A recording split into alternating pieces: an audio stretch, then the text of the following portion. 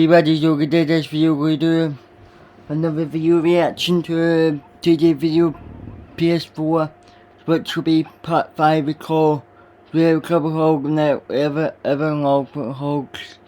So let's reaction. So what if you could exchange currencies instantly, up to 10 times cheaper than well-known high street banks? Hello everyone and welcome back to Rebooted MCU. Today we are here with the Rebooted MCU Phase 4 Part 5. We have a crazy episode today, so without any further ado, let's just go ahead and jump right into it. there you go. The fifth project of Rebooted MCU is The Incredible Hulk, The Ever-Loving Hulks. The movie opens up with a familiar yet unknown voice which says, "So Bruce, tell me, what have you been feeling lately?" We cut to see Bruce Banner, played by Mark Ruffalo, lying down in a chair, looking upwards. "Well, I'm an Avenger.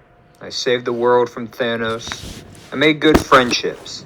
Steven, Wong, Tony, Helen. Rekindle my relationship with Jen. I haven't made it work with the big guy. When I transform into him, we become connected as one. Less angry, more control. Yet despite all this progress, I still feel scarred from the past. I have this image of civilians screaming at me in the street. They see me fighting Blonsky. They're terrified. I don't know if I can ever shake that feeling. As much as I try, I just can't.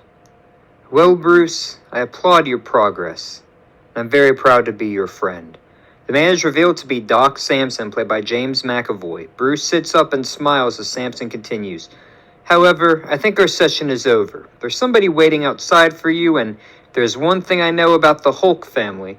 They don't like waiting. It makes them angry."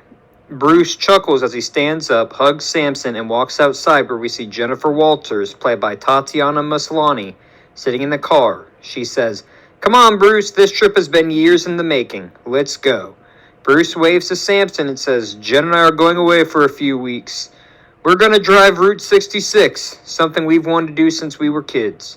I'll see you when I get back." As Bruce gets in the car, Samson waves and says, "Have fun, you two." As Jen drives away, the theme of the movie begins to play, Fantasy by Earth, Wind, and Fire, as a montage of Jen and Bruce driving begins. Cut to further along in the trip as we hear Bruce and Jennifer laughing. Bruce says, "Okay, so tell me, any interesting court cases lately?" Bruce, you know that is a wild breach of attorney-client privilege. But I did have this DUI case, so I went up against a super difficult opposing lawyer. His name, get this, was Franklin Nelson, but his nickname is Foggy. Crazy, right? "Jen, look out!" Bruce screams to see a space pod crashing to Earth. As Jen attempts to swerve out of the way, the car crashes and we see broken glass and the car flipped over. Jen begins bleeding out of her arm, and we also see that Bruce is bleeding. And we also see that some of the blood from Bruce's cut has fallen into Jen's arm. "Oh no," says Bruce. Bruce scrambles for his phone. "I have to call Helen, and probably Fury as well," as we see an injured creature lying in the pod.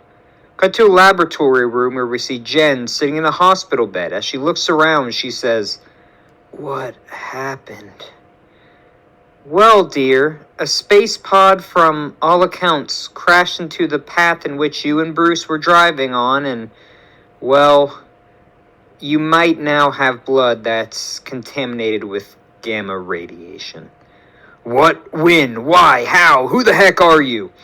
"My name is Dr. Helen Cho, played by Michelle Yeoh. I'm a friend of your cousin's. I'm an expert in the field of genetics, and I've been helping Bruce with radiation and his transformations into the big guy. Please, don't get your heart rate up." We start to see Jen getting angry, and she begins to turn green as she transforms into a Hulk and crashes the hospital bed and begins running at Helen. We suddenly see as Hulk jumps in the way and begins restraining Jen. Hulk says, "Jen, calm down. It's me, Bruce. You got some of my blood in your body. It's all gonna be okay. Just calm down." Jen stops and says, "Bruce, what the heck is going on?" "Mom, what is going on in our basement? Camera pans to see a young boy standing in the doorway of the basement in his pajamas. Amadeus! Screams Helen. These are my friends, Bruce and Jennifer. London, the Lion's Den. Don't matter if you were raised there, or you just got... The kid is revealed to be Amadeus Cho, played by Ryan Potter. Bruce, Jennifer, this is my son, Amadeus. He's still in college. He's home for the summer. Amadeus yawns and rubs his eyes. Ah, so the Hulk and the... She-Hulk? Oh, please, kid, come on. She-Hulk? Could you not come up with something more original? Hulk looks at Jen and says, I mean, She-Hulk kind of works, cuz. I hate to say it. Jen rolls her eyes. Fine. She-Hulk, whatever. But kid, there are 2 Hulks standing in your basement. Why are you not more... shocked? Yeah, I was kinda wondering the same thing. Well, Amadeus has been surrounded by science and interesting experiments all his life, and, his brain works a bit different. Mom, please. I'm not shocked because I know this is just a genetic result of someone's blood coming into contact with gamma rays and creating a gamma radiation sort of reaction with one's blood. It's actually kind of like being poisoned, but the chemicals react upon someone when they have high emotions, typically anger, and causes them to transform into a creature. Not monster, I'll say creature. Bruce and Jen stand shocked. Bruce looks at Helen. So, your kid is a genius, huh? Helen smiles and chuckles nervously. Who's hungry? Let's do breakfast. We cut to Bruce, Jen, and Amadeus awkwardly sitting in the kitchen as Helen prepares breakfast. You know, Bruce, it isn't cheap getting a private helicopter out from Washington, D.C. to the middle of nowhere to rescue an Avenger and his cousin. Bruce chuckles awkwardly. Yeah, I appreciate your friendship and doing this for us. So, Helen, you're an expert in gamma radiation, right? So you can find a way to fix me, turn me back into where I could just be angry and not transform into a giant green monster? Unfortunately, once your blood experiences exposure to gamma radiation, there is no turning it back. I studied your blood after we picked you up from the crash site, and quite remarkably, you have a much better control than Bruce did over your actions when you enter into your Hulk state. It took Bruce and I a while for him to get his personality to mix, the Banner and the Hulk, when he transformed into his Hulk form. Well, Bruce had a rough childhood, so I can understand that his emotions might not necessarily be the easiest to control. But back to what you said about me, being able to control this better than old Cuzzy Bruce here, huh? Does that mean that I'm stronger than my dear cousin here? Ha! Not in your life, little fuzzball. Keep dreaming. Hulk is the strongest there is. Bruce is right. You might have better control, but Bruce is much stronger than your She-Hulk transformation. But that could change with training, of course. Learning how to use your anger is something Bruce and I studied at nauseam when we worked together. So, Miss Walters, I was thinking, since you don't like the name She-Hulk, maybe we can call you the Savage instead? As much as I love your little nicknames, Amadeus, that is a no-go. I'm not going to be fighting crime or kicking butt outside of the courtroom. I went to law school and I still have a crap ton of student loan debt. Last time I checked, my cousin here isn't bringing in the big bucks as a member of the Avengers. Amadeus is right, Jen. The universe gave you a gift and you need to learn how to use it. Might not be fair, but if there is one thing I learned, no gifts are given if they are meant to be placed to the side. Jen sighs. Why don't you go ahead and just call me a mutant? Because it would have been better to have been given a gift in the Golden Awakening than crashing in a car with my cousin and suddenly transforming into the Jolly Green Giant. Oh, wait, Jolly Green Giant, that'd be a great name for your hero. Also, not to brag, but I recently invented this new stretchy material that I can use to make you a super suit. Super durable and flexible, and if my calculations are correct, it should be able to transform along with your body when you turn into the Jolly Green Giant. Okay. You know, kid, I know I said I hated it before, but I'm gonna take She-Hulk back over Jolly Green Giant. But enough about me. Bruce, was it just me, or was there some creature in that space machine thing? Hold on, guys, I'm gonna pause the video because I'm forgotten. So I tell you before you know the video. So super channel. So that is in. So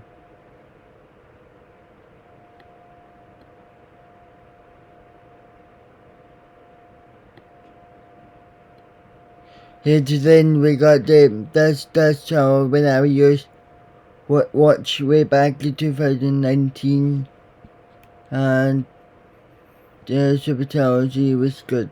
YouTube channel. He doing unboxing with action figures, and I just friends for that. I need to get here the news about it. See that the community posted to the friends that heard the orange of technology has passed away on January 13. So I'm going to shout out to his daughter and his family of door repairs. I'm so sorry when I heard about Super Technology passed away. Friends, I can't spell his name, but passed away. I'm sorry about his passed away. So pray for that, pray and his family. So yeah, go back and. Yeah, there was. The creature's currently with Nick Fury at the S.H.I.E.L.D. HQ in D.C. It's only like a 20-minute drive from here. Suddenly, Bruce's phone begins to ring. Speak of the devil. It's Nick Fury. Hey, Nick. What's up? You need to get down here as fast as you can. One of your old friends heard we have an alien in our facility and he's coming down. Cousin is a lawyer, right? Yeah, she's pretty good, too. Well, bring her too. I think our old pal, President Thunderhead, is about to break the law trying to keep this thing for his own use. Bruce hangs up, looks at Jen, and says, We have to go. Cut to the S.H.I.E.L.D. facility in D.C. where we see Nick Fury, played by Samuel L. Jackson, and Maria Hill, played by Colby Smulders, looking at the creature who has been contained in a capsule similar to the one Loki was trapped in during the first Avengers film. Maria looks at Fury. Are you sure this is a Skrull? Seems a little too big to be a Skrull. From all accounts, aren't they supposed to be similar size to humans? I know this is a Skrull. Yes, he is bigger than the Skrulls that you and I know, but there's no mistaking it. Hey you, what's your name, creature? Don't you dare talk to me like that, you foul creature. I am Prince Doric, played by Nicholas Hamilton. Prince of the Skrull Empire. I was captured and experimented on by the Skrull separatists. Who are you with? Darben? The Annihilation Wave? Does not matter. I will escape this capsule of confinement and destroy those who experimented on me. We watch Doric slam into the capsule, but he bounces back as the room shakes. Why did Captain Marvel not warn us about these separatist Skrulls? She did. I tried to reach her since, but she's out protecting the Wubo people from an attempted invasion. I need to contact Talos as soon as possible. As he says this, we see Bruce and Jennifer walk into the room. They are talking to each other as they enter. I mean, the New York dating scene just sucks, man. I've been on so many dates and just yuck. Trust me, I know a guy who's your type. When we get back, I'll set you guys up. Fury, Hill, how are we? Banner, it's good to see you again. Miss Walters, it's nice to make your acquaintance. I called you here because suddenly the doors open and we see President Thaddeus Ross, played by Harrison Ford, CIA Director Valentina Allegra de Fontaine, played by Julia Louis-Dreyfus, and Abigail Brand, played by Amelia Clark, walk into the room. Ross says, So, Fury, you kept an alien from me. I had to come as soon as the word got to me that there is some mysterious crash landing. And lucky me. It appears Mr. Banner is somehow involved as well. Look, Mr. President, I'm not looking for any trouble. Oh, I'm not looking to do anything with you just yet, Bruce. After all, it would be awful press for me to attempt to arrest one of Earth's mightiest heroes after he saved the world from that purple freak. Then what are you doing here? We watch Val walking around the capsule. Wow, this creature is a physical specimen, that's for sure. Wings, muscle, could be quite the powerhouse. How dare you mock the Prince of the Skrulls that way? I will get you for that. He's a feisty one, that's for sure. He might make a great addition to a special government task force. You can't be serious. We have no idea what this creature is or where he came from. Sir, I have to agree with Director Hill on this one. It is unwise to use a newly captured creature from space in a task force. I appreciate the concern, Director Hill and Director Brand, but I'm not someone who is scared of risks. The Sokovia Accords have been repealed, and there is nobody who is prepared to protect us in the event of an attack. You saw that Captain America and his band of misfit toys couldn't even stop a low-level group of thugs from killing my predecessor. That is why I come with a bargain. I'm a fair man after all. Bruce, either you become my soldier or I take this creature in and use it instead. You can't be serious. You tried to kill me multiple times, Thaddeus. I know not to trust you. You were a threat to society, Banner, and well, I still believe that is the case. Public opinion has changed quite a bit, but since we seem to have a disagreement here, I guess this creature's coming with me. Hold on, President Ross. With all due respect, you simply cannot take a sovereign creature like this under governmental custody without permission. Do you have a fully executed warrant for his confinement, or has this creature expressly agreed to do work for you on behalf of the United States government? Well, no, but Who are you? My name is Jennifer Walters, attorney at law. I'm licensed in New York, California, and the District of Columbia, and as of right now, I've accepted representation of this creature, and as his attorney, I'd like to request that you provide documentation to prove that you have a right to custody of my client before we proceed any further. Ross laughs. You're a slick one. I want my way, but I do have great respect for the law, so give me a bit, I'll be back, and your little lawyering won't be able to keep him away from me for much longer. We see Ross and Val turn to walk away. Brand looks at Fury and says, I'm sorry, Nick. Tried everything I could. He's persistent. Nick nods as Brand turns and walks away. Bruce turns to Jen and says, Fuzzball, that was brilliant. You really are a great lawyer. Yeah, well, that's why I get paid the big bucks. Speaking of which, do you think Helen is going to be mad if we bring a giant green creature from outer space to her house? Cut outside as we see Ross and Val walking together. Ross looks to her and says, Call Dr. Clive. I think it's time that we move forward with that vat of Banner's blood. Time is of the essence. We cut to Helen's home as we hear a knock on the door. Helen and Amadeus go to answer as we see Bruce standing outside with a sheepish grin. He says, So, Helen, I have some great additional company for you. They're great people. It's a long story, but, you're a great friend, and I just wanted to remind you of that. As Banner walks in, he is followed by Jen, Fury, Hill, and Doric, who is being held in cuffs. Amadeus stands in shock and says, Wow, Mom, your friends are awesome!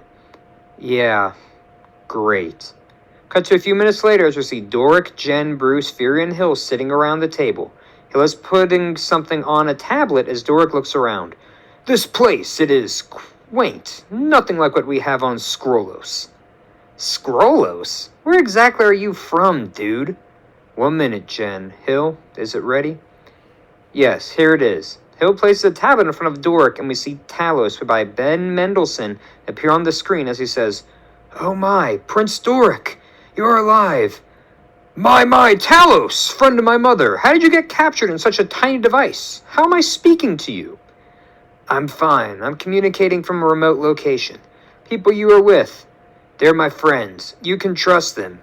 You're on the planet Earth. These people, they're friends with Marvel. Marvel! Ah, yes, Marvel, the most popular of all the heroes on Skrullos. We see Fury walk behind Doric. So, Talos, I'm okay to release him? Oh, yes. He's Skrull royalty, after all. We see Fury release Doric from his handcuffs as Fury continues. Talos, I have to ask. This guy is Skrull royalty. What is he doing on Earth? Well, Nick, as I told you during the blip, Skrullos fell into chaos and there is a group of Skrulls that decided to break away from the rest of our civilization. The Separatists. We didn't know much about them until they captured Prince Doric, the son of our Queen Anel, as an act of war. These Separatists believe that Queen Anel has been far too passive in her leadership, allowing villains like Thanos, Annihilus, and other creatures to wreak havoc on Skrull kind and the galaxy at large. They've attempted to create a new type of Skrull, a Super Skrull. One that would possess immense power, never before imaginable to the likes of Skrull kind, and use it to conquer the universe. Know your heart. Being hot is a state of mind. You're perfect. Hannah said her supermarket's matching Aldi. Really? Universe? Yes, the universe. At first we thought the group was mainly frustrated with the leadership of Queen Anel, but now we know it is because they believe in Skrull superiority. Rumor has it that they performed the first test on Prince Doric, and it failed. Huh! They believe it failed. I feel more powerful than ever before, albeit a bit weird. I'm not sure what the impact of the experiment will be on these Skrulls, but if it is as powerful as it is stated to be, the entire universe will pray that Captain Marvel comes around to defend them. Bruce looks to Jen and says, I told you. You got your gift for a reason. Cut to a secret laboratory inside the White House as we see Dr. Jeffrey Clive, played by Brian Stepanek, running some tests on his computer. As suddenly we watch as President Ross and Val walk to the laboratory as Clive turns to them and says, President Ross, Director Val, how are we doing today? Save the pleasantries, Clive. I'm here for the experiment. Sir, I must say, while I appreciate your dedication to this and your ideals as a whole, this is extremely dangerous. Ross chuckles. I appreciate the concern for my well-being, Dr. Clive, but I'm not paying you to worry about my health. I'm paying you to ensure that I can survive this test.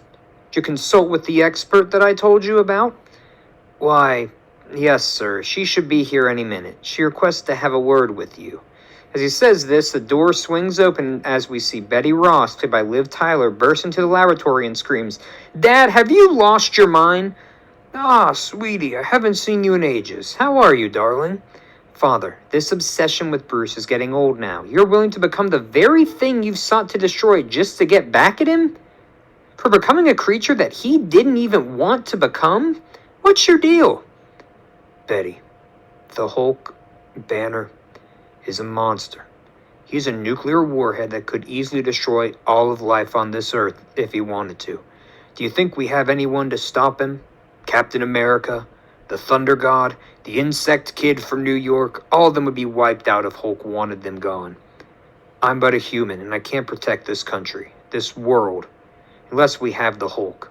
We're a creature like the Hulk on our side.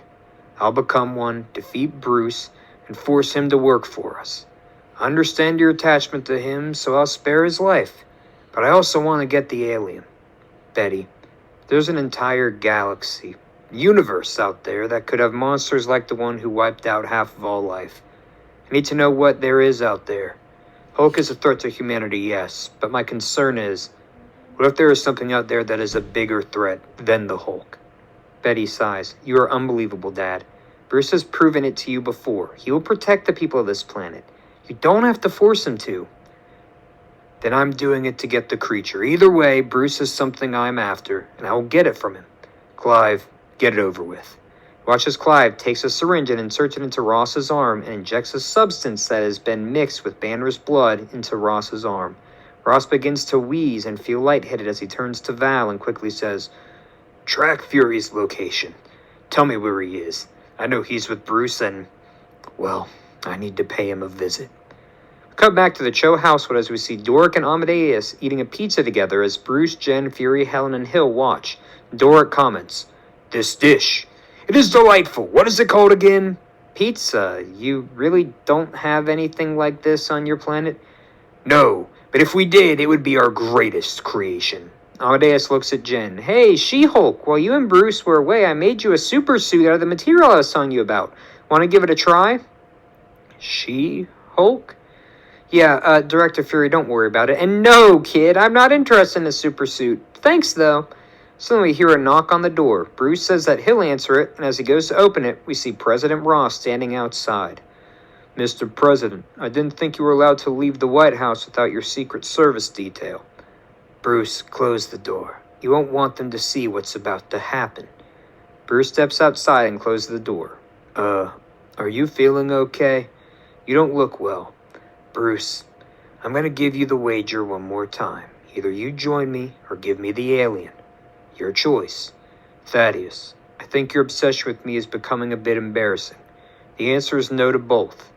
I guess, why? Why are you still pushing for this so much? Bruce, you and I know there's a universe filled with threats out there. I'm trying to protect humanity from them. So again, before you regret your answer, are you with me or not? Are you going to accept my bargain or not? Bruce shakes his head and says, I'll be here to protect humanity. Drop it, Ross. I'm done talking. As Bruce turns to head back inside, he watches Thaddeus Ross begins transforming into the Red Hulk. He grabs Bruce and screams in his face, I told you there would be regret if you made the wrong decision. So here it is. Regret.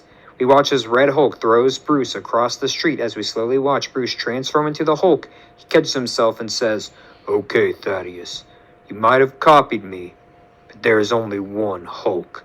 We then watch Hulk and Red Hulk begin to fight. Red Hulk is filled with rage and easily overpowers the Hulk, who has lost some significant power since he was able to merge his consciousness with Banner.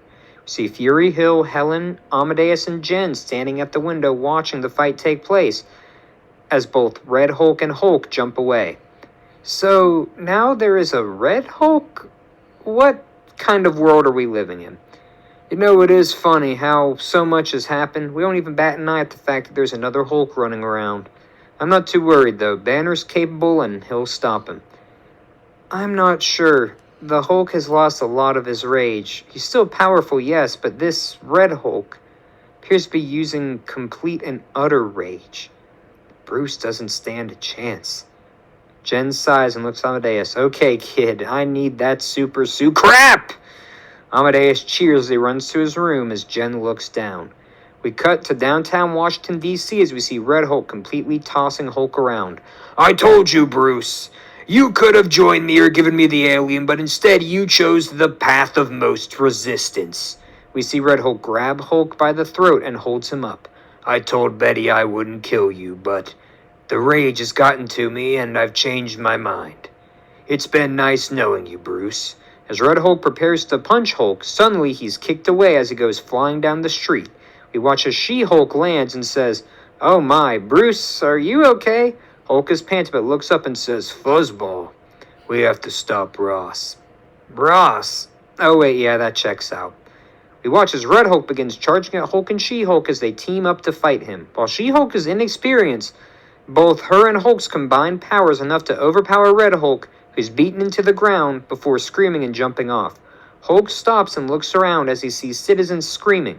Hulk begins to freak out, and he jumps away as She-Hulk screams for him to wait. Cut back to the White House as we see Thaddeus Ross in torn clothing storming to his bedroom as Val, Clive, and Betty follow him. He screams, There are two Hulks now? How the heck is there a second Hulk? And more importantly, how am I supposed to get that darn creature if I have to fight my way through two of them to get it? Betty grunts, Dad, maybe there's a sign that you just need to stop. Maybe the world is better off if two Hulks are protecting it. Betty, stop it. We need another Hulk to even the odds. I need to get another one somehow, some way.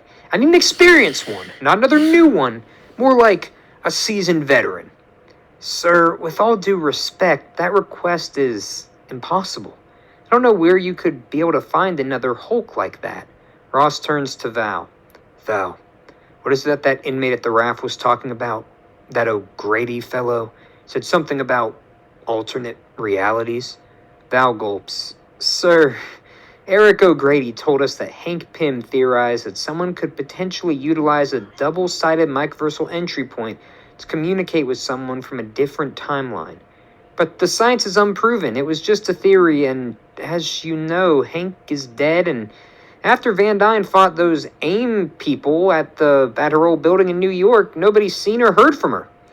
Well, let's put this theory to the test, people. Maybe there is an alternate version of me out there who could even the odds. Heck, maybe I could even build an old army of Red Hulks to come and be by my side. Clive, can you get on it? Sir, I'm a doctor of science, yes, but the microverse, time travel, those theoretical concepts, they're far out of my wheelhouse of knowledge. Pathetic. Well, find me someone who does, Val. You know a ton of experts. Get me one and build me an entry point. Sir, Pym, Van Dyne, Starr, O'Grady. They're the only ones who we know knew how to build one. 3 of them are gone, and O'Grady is currently in our psych ward and is unreliable at best. But there is a local kid, Amadeus Cho. He's a son of Helen Cho, who's actually a friend of Bruce. He goes to Georgetown. The kid is a certified genius. He almost caused the physics and engineering department to go bankrupt because of how much money one of his experiments cost him to build. But it was a fantastic invention.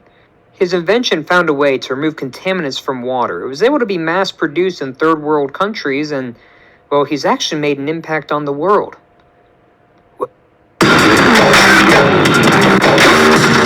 I was born in Stevenage, but I was made in the Royal Navy. Hidden in appalling conditions, more than 70 donkeys were found suffering miserably. The donkey sanctuaries... Well, as much as I hate trusting my fate to a kid, if you think he has what it takes, I trust your judgment. Just get it done. Give him whatever he wants in exchange for his help. I want this done today. Come back to the Cho household as Jen is explaining to Fury, Hill, and Helen what happened. So the Red Hulk is Ross, and Bruce and I were able to work together to defeat him, but then he jumped away. He fled. I have no idea why or where he went. Well, this isn't unusual for Banner. Do you know if he still has his phone on him?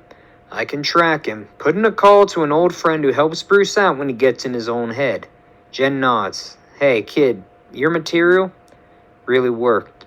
Thanks. Without it, I might have not been able to save Bruce's life. Amadeus walks out of the living room where he had been sitting with Doric. You're welcome. It is cool that my design is able to be used in battle, Mom. I'm going out to grab another pizza. Doric is still hungry. Helen sighs. Just be careful out there, and on the off chance you see Bruce, let us know. Amadeus nods as he leaves the house. We watch him as he walks down to a local pizza restaurant, and as he goes to open the door, a voice says, Mr. Amadeus Cho? Cho turns to look as we see Val smiling at him. My name is Director Valentina Allegra de Fontaine. I'm the director of the CIA. President Ross has requested that you help us out with a science project. Isn't President Ross a bad man? Didn't he just alter his DNA to try to kill Bruce? Oh, there is nothing substantive about that claim that President Ross attempted to kill Bruce. It's all media spin, darling. But the president did tell me that if you were to help us out in our little project, he would be willing to give you a small check of $1 million to ensure that you can build whatever contraptions and gadgets you like.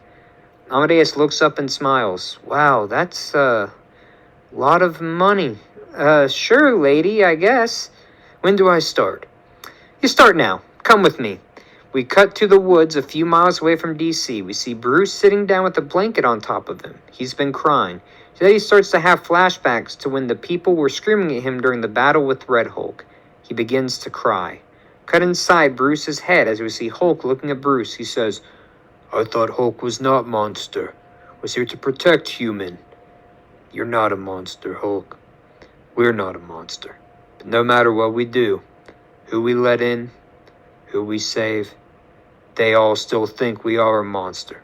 Can save the world, save humanity, and all, but will still be seen as only a big, green, stupid monster.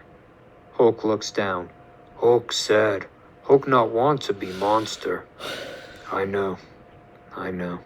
Cut back to Bruce sitting alone in the woods. He begins to cry again as a man walks up to him and says, Bruce? Bruce looks up and sees Doc Samson standing there. Bruce chokes out, Doc, how'd you find me? Fury sent me. Once again. He's worried about you, Bruce. We all are. Well, go away, Doc. I don't want to talk. Not this time. Not right now. Bruce, you've been my patient and my friend for years now. If you don't want to talk now, I'll sit with you until you do. Watch as Samson takes a seat next to Bruce and the two stare off into the distance. Cut back to the laboratory in the White House as Val leads President Ross and Betty down to the lab. They enter, we see that Amadeus has built a two-way microversal entry point. Clive is standing in amazement. Sir, this kid built this thing under 2 hours. He took some blueprints that we stole from Pym and Van Dyne, and it's not as complex as theirs, but It's sufficient. Good. Young man, explain to me how this contraption works. Well, sir, this is a simple device. You can communicate with anyone on the other side who built a contraption similar. But you can't do so until a connection is made, and I'm not even sure if it'll work. I'm not sure if anybody else has a microversal entry point quite like this that you can connect to. But if they do, you can connect to that universe and communicate with them. Now, I'm not sure about the ethics or the legitimacy of time travel and the whole alternate time travel timeline theory, but you might want to consider the impact of entering different realities, because although I don't really know much outside of a conceptual level, that's enough, kid. Thanks for your help. Val, give the young man his compensation and show him out of the room. Watch as Val walks towards Amadeus and motions for him to leave. Now, before handing him a check, as the two walk out the laboratory together, Betty looks at her father. Are you sure you want to do this, Dad? You have no idea what could come out of the other side of that thing. Betty, if you don't know this about me yet, I'm willing to do whatever it takes to meet my goals in life. Clive, fire it up. Watch as Dr. Clive turns on the microversal entry point as President Ross steps up to the entrance and says, "Hello out there. My name is President Thaddeus Ross. I am President of the United States, and I'm looking for me. Or, well, other versions of me. If you're out there, please connect so we can communicate. I have a very important task for us to complete." As Ross steps down, nothing happens until suddenly a light begins to emanate from the contraption, and a man exits the machine as all of the lights in the room flicker out. The man stands still and looks around the room. Ross stands up and says, "Hello there. May I ask who you are and where you are from?" The man is in shock. I can't believe it finally worked. The two-way microversal entry point. Oh, my name is Bruce. Bruce Banner. The man is revealed to be Bruce Banner, played by Nick Offerman, from a different world. Bruce Banner, as in the Hulk? I've not heard that name in such a long time. I've not been in that form in years, but yes, I am Bruce Banner, but not from your world, of a different world, a different time. Different time? Yes, I'm a variant, as you might call it, a term in the study of time travel that refers to a different version of someone from their timeline, except from a different one. Your timeline is designated as the 616 timeline, or the 616 world. I am from the 9200 timeline. Well, I'm not going to worry about all of this time travel mumbo-jumbo. I need help defeating the Hulk. Bruce, can you help me with that? Well, it depends on what my counterpart here's answer is. How he responds to my proposal, Thaddeus. Care to explain? I know all about you from my time, Thaddeus. You're a fickle man, hell-bent on world domination and destruction. In my world, you destroyed everything. Humans did. You helped them. They mostly died from radiation poisoning from all the nukes that were set off. All the heroes, dead because of the very same creatures we tried to protect. I'm here, Thaddeus, because in my view, humanity is the sole source of destruction in the world. I decided to take control of the remaining humans in my world and protect them from themselves. I want to warn Bruce about this. He needs to know that in order to use his gift to its fullest extent, he needs to take control of the world. Experian could improve your credit score. Boost it instantly by up to 101 points for free! I'm starting to think that you and our Bruce have an entirely different perspective on how humanity should function. I'm not liking this version of the Hulk. Clive, power back on the machine and send him back. Bruce walks around. I told you I will return to my world once I've spoken with this version of Bruce. And for the record, Ross, I no longer go by the name Hulk. I'm called Master, where I'm from. Or, well, Maestro, which is Italian for master. So if you think you can defeat humanity's master, go ahead. But if you can't, tell me where Bruce is. Ross clenches his jaw. I don't think you're going to like it when I force you back to your timeline. Bruce sighs. You know, Ross, I didn't want to kill you. It appears I'm going to have to be forced to. You're by far one of the greatest threats to humanity after all, so consider this our goodbye. We watch as Bruce begins to transform into Maestro. He is much larger and more powerful than the Hulk. As Ross begins transforming into Red Hulk, Maestro punches him out of the way, knocking him out cold. "Dad!" screams Betty, as Maestro turns to her and looks down. "Oh, Betty, you were my wife in my world, but now you're nothing more than a distraction." We watch Maestro slap Betty through the wall as he jumps out of the White House and screams, "Give me Bruce Banner!" as he begins rampaging around Washington, D.C. We see Amadeus return home with 3 boxes of pizza as Helen asks, "Amadeus, it's been almost 3 hours. Where have you been?" "I, had a friend get stuck. He had some car issues, so I went to help him out." Doric screams from the living room, "What is this brilliant picture that is playing on the television machine? It is filled with destruction and rage. I love it!" As we see Jen, Helen, Fury, and Hill run to the TV, we watch as footage of Maestro destroying downtown DC is playing. "4 Hulks?" screams Hill. "Crap, crap, crap!" screams Jen. "If anyone can get a hold of Bruce, please do.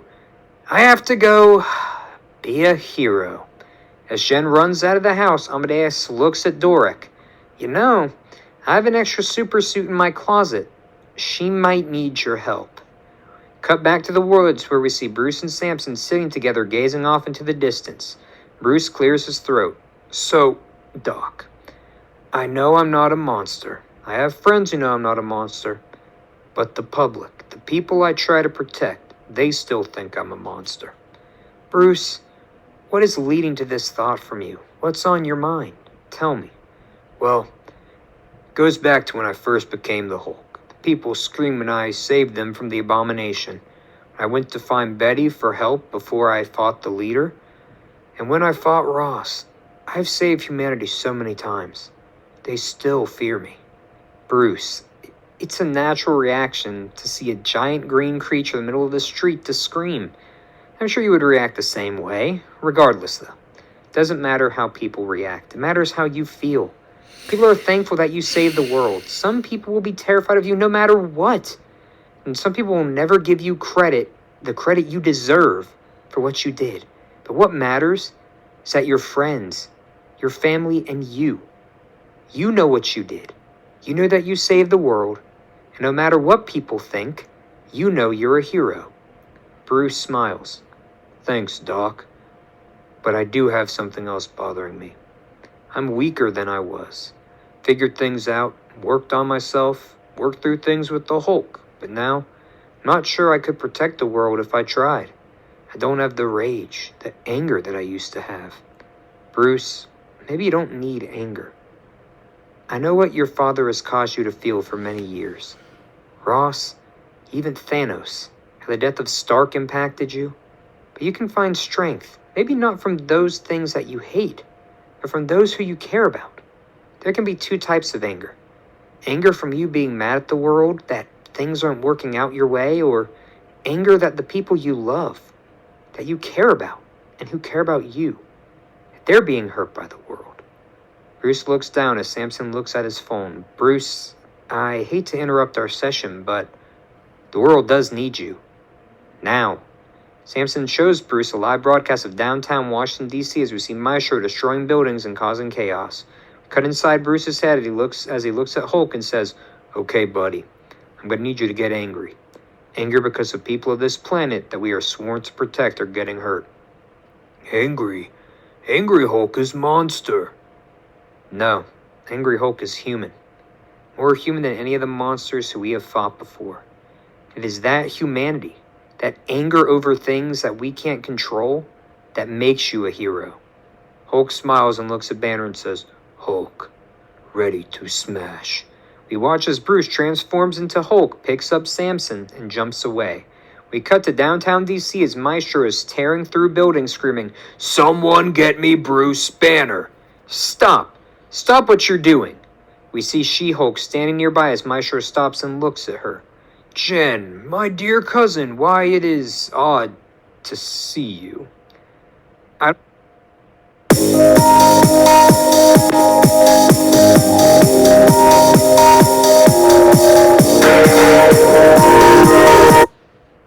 I don't know know who or what you are, but I'm not your cousin.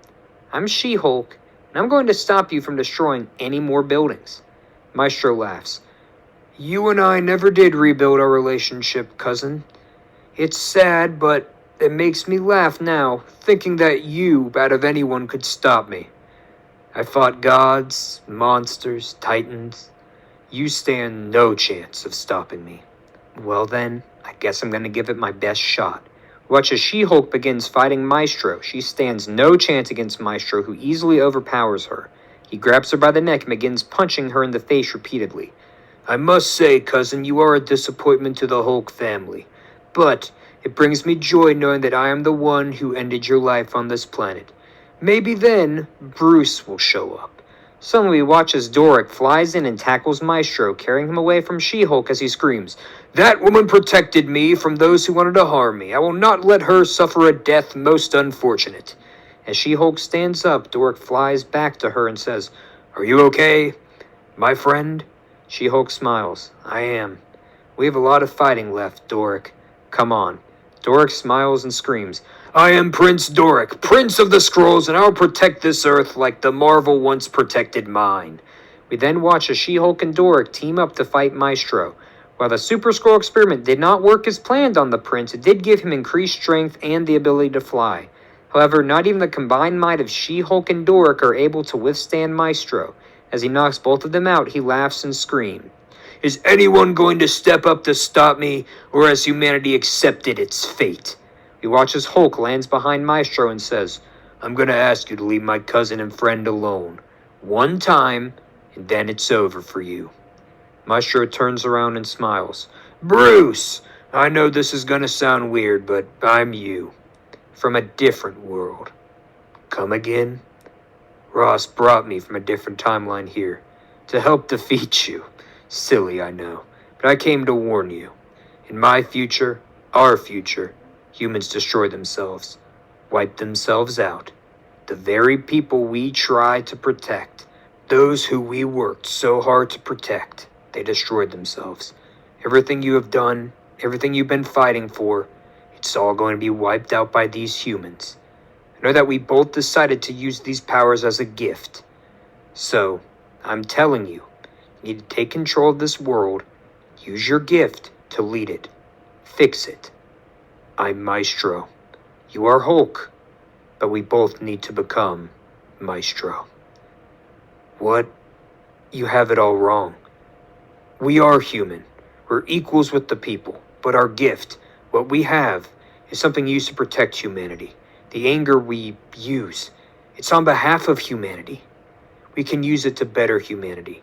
Something that I get the feeling you don't quite understand. So no, I'm Hulk, and I'm not going to follow your lead, Maestro. Maestro laughs.